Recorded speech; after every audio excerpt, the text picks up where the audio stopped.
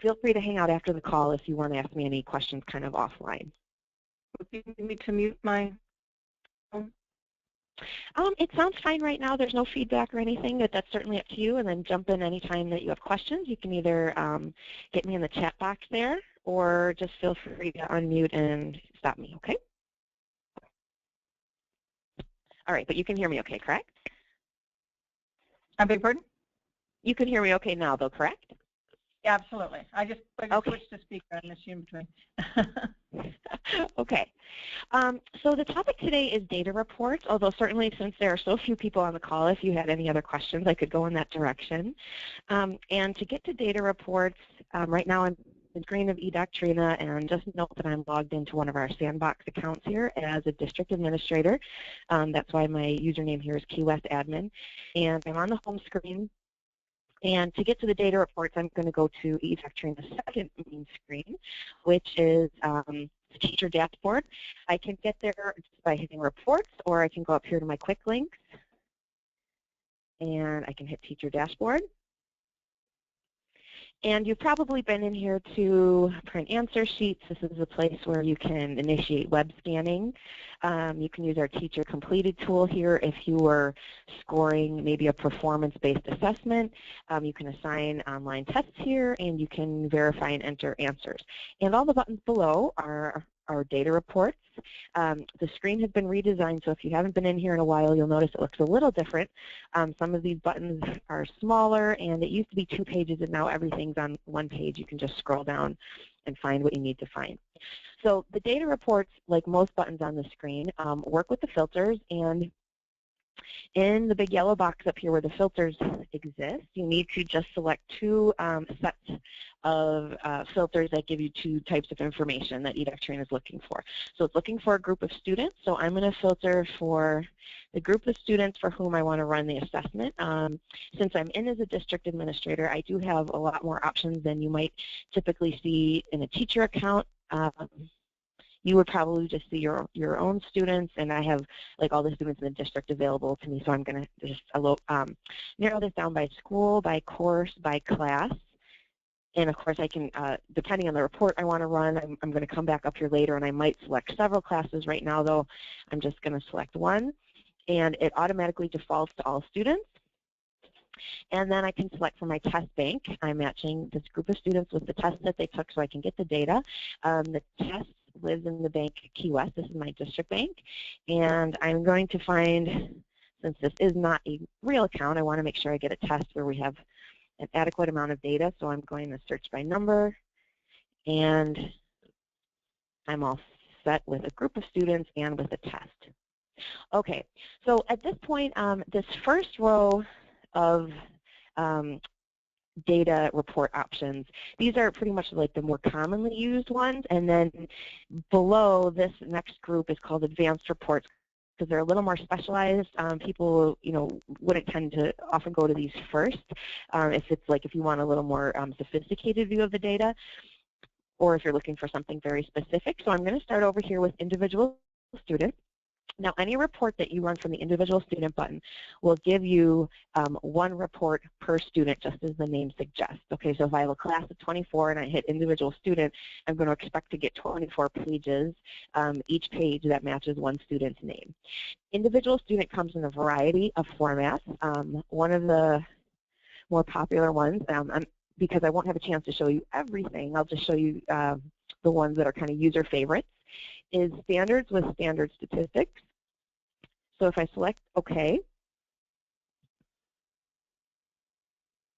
you'll see that the student's name is at the top, so this is Colleen's report.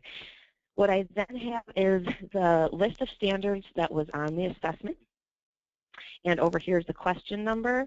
And what it tells you is what the answer was, if points were, or what the test answer was, if points were earned, and then how many points were available. And you'll see, let me get to a student who actually has some data here. So the test answer, the student's answer, whether it was correct, points earned, and then how many points the student could have earned. At the bottom here, there are some bar graphs that will give students an idea of how they're progressing against each of the standards that were measured. So it kind of takes a sum of all the times that the students students were assessed on the standard. For example, if I look at the third one down, I see that there was a total of 14 points, and the students at about 50% in terms of proficiency. So that's a nice little snapshot of student progress. Just show you some other examples here as I scroll down. Okay, if the test was entered into eDoctrina, then over here, if I click this, this will show me actually what the question is. I can also export any of these reports to PDF, so I just want you to notice that pretty much on every page you're going to see that. Now, one of the options I have with this standards with standard statistics is that I can sort either by standard or I can sort by question. So if I selected by question, what I would then have are the question numbers in order 1, 2, 3, 4, 5 instead of the standards being the way that the items are ordered. Okay, I can come down here to condensed. That's another one I'll show you. Condensed tends to be popular with teachers of older students because it's especially great for test corrections. You can paper slice, maybe 4 or 5 come on a page so that students know how they did for every question and what their total was. Another option you have here, if you wanted students to do test corrections, you could do condensed and you could do hide correct answers, and then you would get the same report, but this way the student doesn't know what the correct answer is if they were going to make test corrections. So that is the condensed version. Another great report, I personally love this one, is the AFL or Assessment for Learning report. This is a report that is intended to kind of assist students with reflection on their performance. And there are a few other columns here you might not have seen on the first report, which is students kind of look at the standard, and what you might do is put this report next to the test itself. So there are some, I know schools and districts that have students do this like after every testing cycle. They do some goal setting and reflect back on the test, maybe why they missed certain questions or what their strengths were. So they might put this report next to the test, and the student would kind of evaluate, did I miss this because there was a simple mistake? Is this something I feel confident in, I know very well? Is this an area where I need help? And then at the bottom, there's an area to kind of summarize goals. So I know I'm good at these I need a little brush up, and I definitely need to invest a little more work in learning these standards.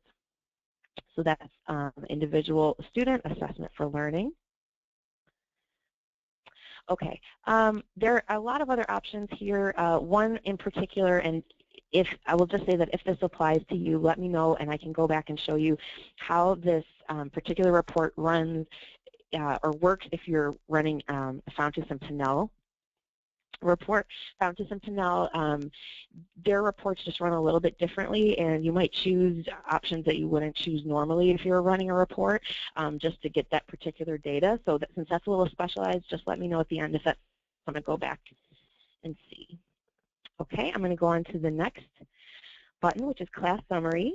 And if you have typically been scanning tests and using the eDoctrina system, then you might have an emails, data verification email saying your data is ready, and if so, it will usually contain a hyperlink to this report. So this should look familiar.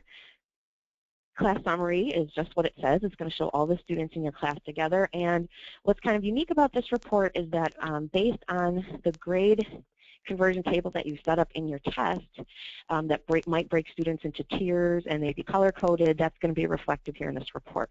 So I can see from this report that the teacher for this test set up a grade conversion table where maybe 1 indicates students who scored 65 or below, and 2 might indicate students who scored between 65 and 85, and 3 indicate students who scored 85 and above. And the teacher color-coded those in a certain way, and I can see some are italicized or bolded. So that's the color-coding system. And kind of at a glance, this is really good for differentiation because I can see immediately each student to. Some teachers don't use the system, or you may not use 1, 2, 3, 4. Other teachers use it actually for grade conversion, A, B, C, D, E, or F. So you can use it that way. But kind of what this report shows. And then at the bottom, what's nice is that it shows how the students broke up in the entire class in terms of the tiers that were set in the grade conversion table. So I can see right here, it looks like 46% of my class fell into Tier 2, and 19% fell into Tier 3, and 8% fell into Tier, let's see, oh, that's the data. So there's a small slice there that's Tier 4, and then another 27% that's in Tier 1. So that's a really nice feature of this report is the pie graph at the bottom. And here it'll show you, cumulative will say that it's a little bit different than per grade table category. So per grade table category will tell you what percentage of students hit each of these tiers, and this will tell you at least how many.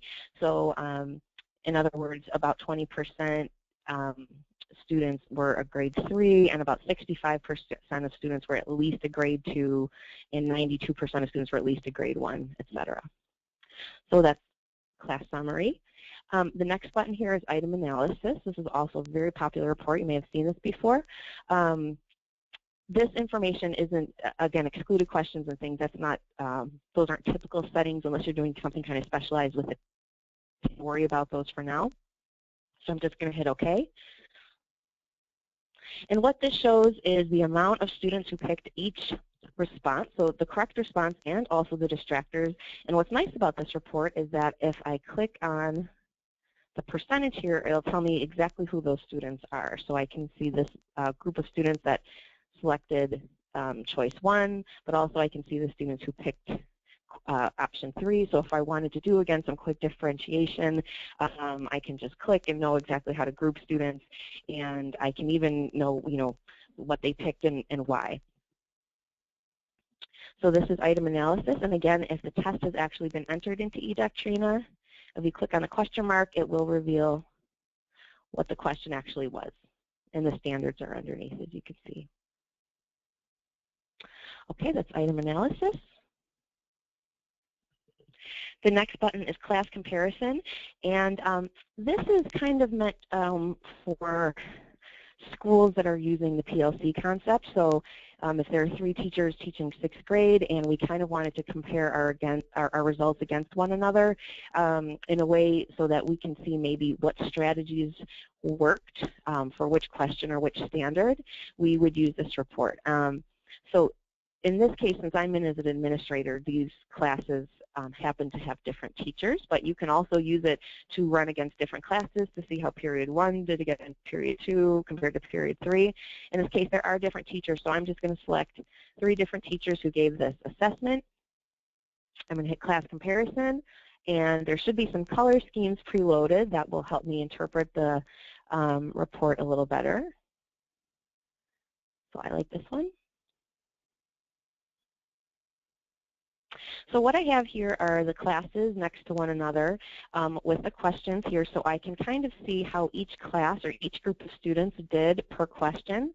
And I can also scroll down a little further and I can see that same information per standard. So I can see, for example, that let's look at question 4 here, that there were 2 classes that didn't do that well, and I can see that Sally Super Teacher's class did a little better. So the conversation that might go on in the team is, what is the strategy you used to teach this that you got a little bit better results, and then maybe we can go back and try that with our students.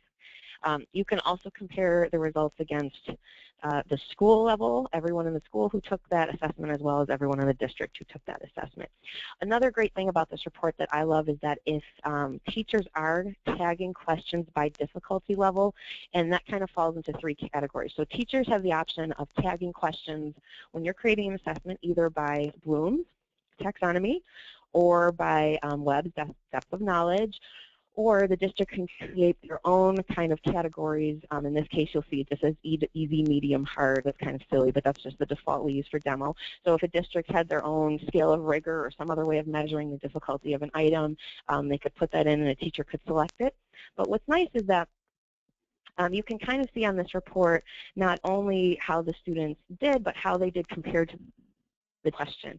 That's really nice because sometimes, you know, I know in my experience I would think that my students were proficient in the standard, but the more I went up the rigor scale in terms of how they were being assessed, that proficiency was not always consistent. So, you know, if I was really high up on Bloom's with the question, you know, they would struggle more than if I was assessing at a knowledge or comprehension level.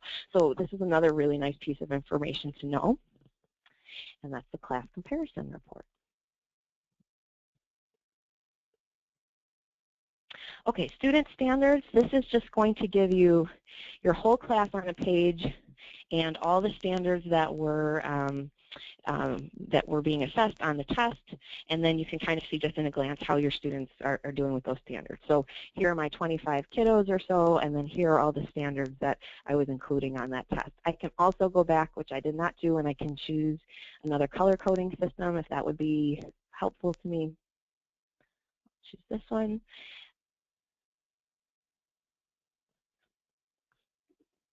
And then this just makes it pop a little easier to read with the color coding.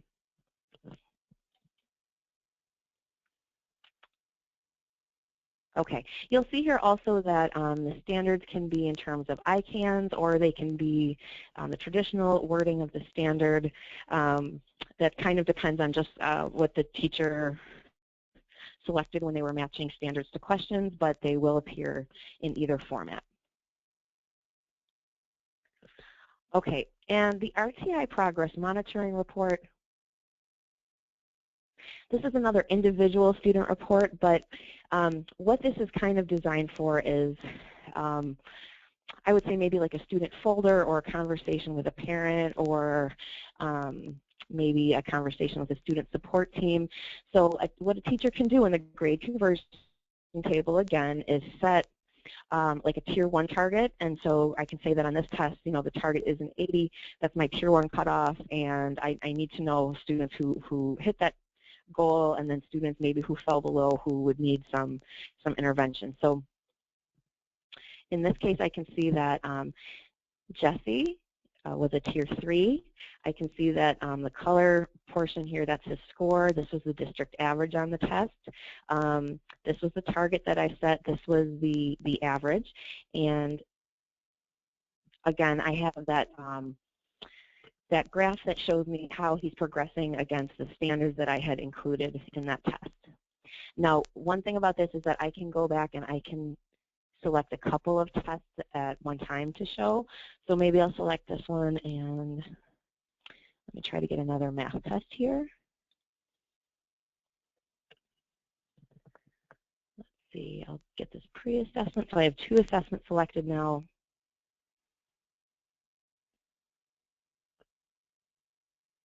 I can go back, and then it'll kind of show me how the student is doing on those 2 tests. So what's nice is like you're measuring maybe your particular group of standards over time, and you kind of want to see the students, you know, longitudinal progress. You can include several tests, maybe several benchmark tests or something like that, and you can include that in this one report and see the students' progress throughout the course of the year.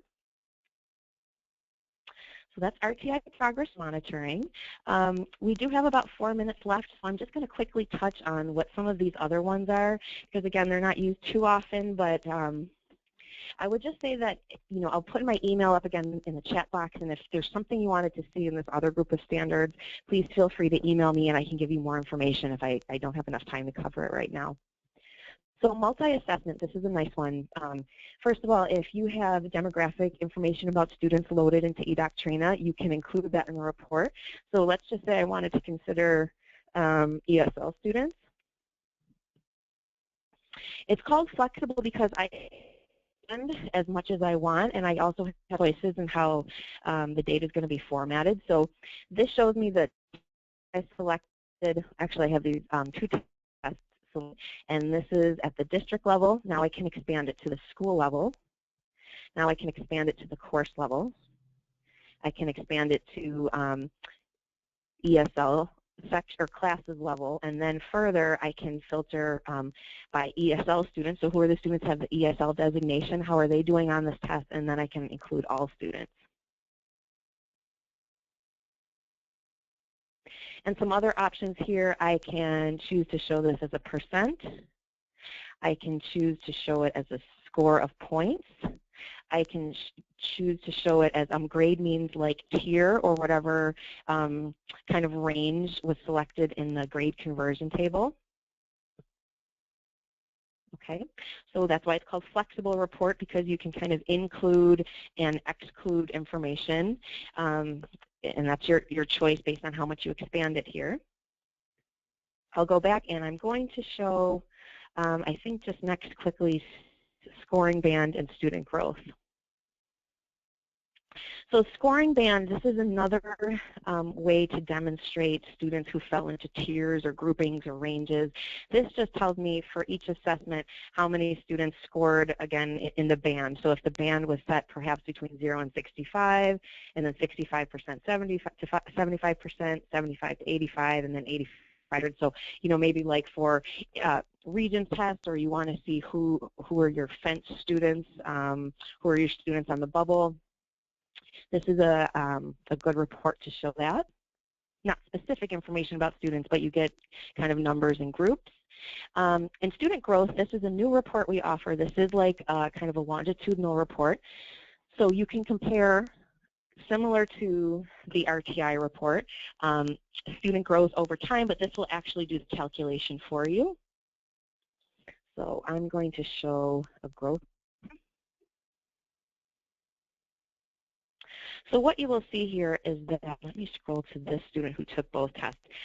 Here is the pre-assessment, and here's the end of unit assessment, and here's the growth column. So the growth column is actually calculating how much they progressed, or perhaps in some cases lost ground between the first and second test. So it shows up here the not just the overall score. So 80% growth, that's great, or I should say 78% growth, but also per question. So if it was a case where maybe each question, it was kind of like a match, they were measuring the same standard, that could show you the growth per question or per standard. Okay, student growth. I will just mention quickly in the last minute that flex scheduling, this is a tool we use, or I should say that's available if you want to you want to run like either walk to flexible groups, or maybe you have a situation where students go to individual classes for tutoring and you kind of need where they're going, but you don't want to formally put them in a schedule where they're locked in. So it's not something you want to like put in your student information system, because it might change week to week. Maybe the science teachers get together and they say, we want to swap kids during last period based on this week's assessment results, and we're kind of going to do differentiated groups. There's an assignment for Doctrina where the teachers can kind of communicate about where the students are going to go and be placed, and keep a record of that, and you can run a report against that information. So later, if you want to say, well, I want to see how many times Johnny met with Mrs. Smith for tutoring or extra help during the month of December, there's a way that you can schedule that, and then your flex schedule report right here, which is this one. That would be what would print out and show you how many times he's met with a teacher, and maybe what they covered, if he was absent or present. That kind of thing. So that's a little different than the data reports, but this is a place you would run that type of report. Okay, so it is 4 o'clock. Are there any questions? All right, I'm going to put my email up in the chat box one more time. I hope you found that helpful. If there are any other questions, please email me, I'm Jennifer, or the help desk at any time. My email is jhuber@edoctrina.org. Thank you. Have a great afternoon.